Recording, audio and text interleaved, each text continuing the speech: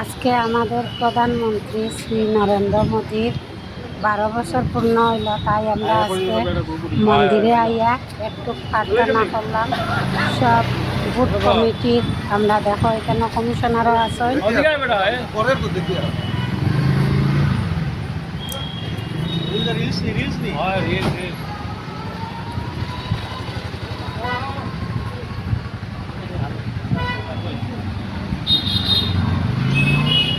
আমরা উঠাইতাম না, পিছনে তাকিও না।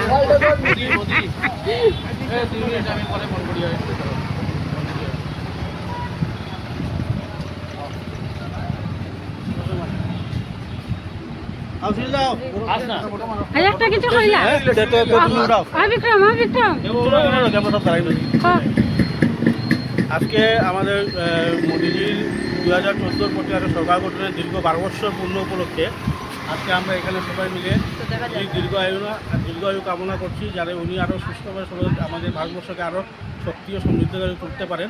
সেই শুভকামনায় আজকে আমরা মা কালীর মন্দিরে এসে এখানে প্রার্থনা করলাম, যেন ওনার দীর্ঘায়ু কামনা করছি আর আমাদের ভারতবর্ষকে আরও শক্তিশালী ও